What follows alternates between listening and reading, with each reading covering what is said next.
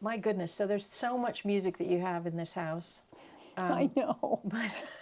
But some of the interesting things that we came across are unpublished works by Mr. Grandjany in his Yes. manuscript. Yes. And you mentioned that Huguette Clark, who is the granddaughter of, no, or is the granddaughter of W.A. Clark? Anyway. Daughter. Daughter, okay. So apparently, and this is on many of his manuscripts, right, that he wrote things Yes. for her. Yes. And Because she played the harp. She- She and her mother, Anna, would go and live in Paris for a while because every child needs to be brought up in that atmosphere.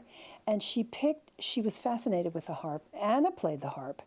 And then Huguette took it up, and they bought harps in Paris and had them sent over.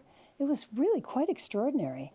This was a family that was of enormous wealth. Huguette had a sister who died in her teenage years. So Huguette was the object of her mother's love, and her father died when she was not too terribly old. once you told me that, and you told me about this book, Yes. Empty Mansions, I went out and got a copy. Fascinating to read. Oh, yes. I haven't finished yet. It's in my car. But one of the things that I found very interesting was that W.A. Clark was probably richer than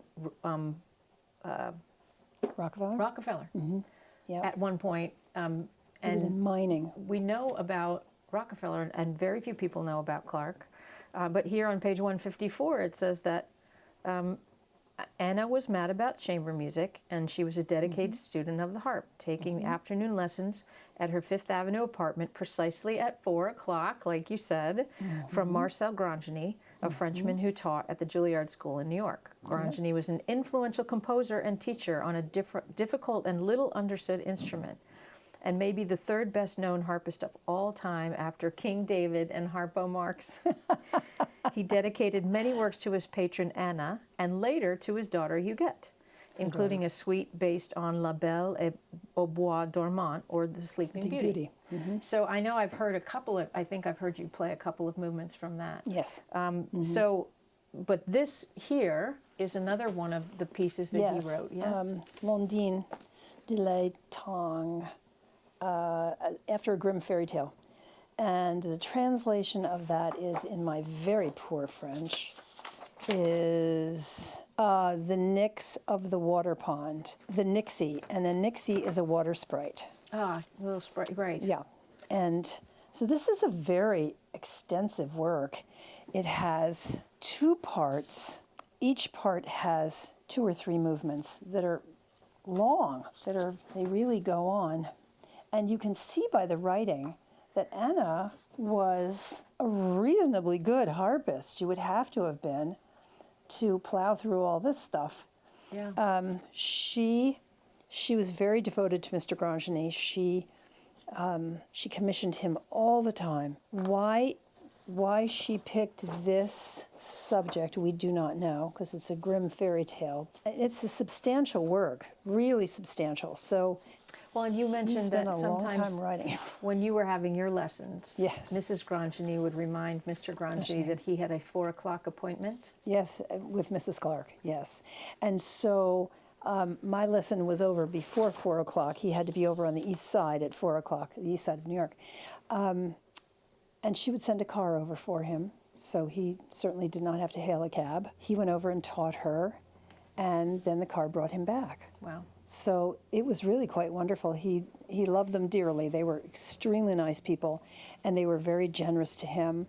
Mrs. Clark, Anna Clark, obviously commissioned these works, so he was paid for them, and he dedicated some of his other works to her. I recall seeing Anna Clark on some of the published works too, and I never knew who she was. Yep, that's who she was. Fascinating. Yep. So this Empty Mansions by Bill Dedman, it's the Clarks, and especially Huguette, the daughter, started, as many wealthy people do, started amassing real estate. And he only wrote this book, he is a writer by trade, because he lived in Connecticut, I believe, and he drove past this house there was a chain across the driveway and keep out, but for sale. So he was fascinated because he had never seen this before, and he didn't know who lived there. So he started his investigation as to who owned the property and what this was all about. And then he started digging and discovered that this was a really, really interesting family that had great wealth. They owned the house in Connecticut, they owned a house in Santa Barbara, California, and 2 very massive apartments in New York City. And the cover, you have to show the front cover, this house in New York City, which has been demolished, was their residence for a while. When they lived in the city. It was just an extraordinary place. And there are definitely, as I haven't finished reading it yet, but there's some photos in here showing the harp. She had more than one, they had more than one, and showing harps in the photographs.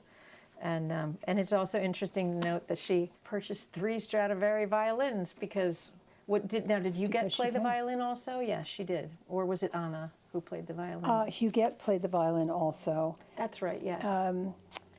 I have a lot of reading to do. Yeah, it's toward the end it gets really complicated with all the people who are involved in her life, but it's a fascinating read. So. And she must have been a talented musician. Yes, I think she was playing the violin and the harp at such a high level. And she was also a painter. She, her mother, commissioned Tadej Stika, who was a very famous painter in New York City, to come and give her art lessons. Wow. Yeah.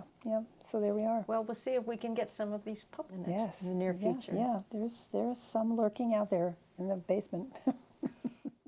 So Mr. Grandjany was instrumental, yes, in starting the Israel International Harp Competition? Yes, he was. He knew that there was a big push for a competition, and it was sponsored by the Israeli Tourist Board, and that was the reason for having this competition, because it would bring people to the country.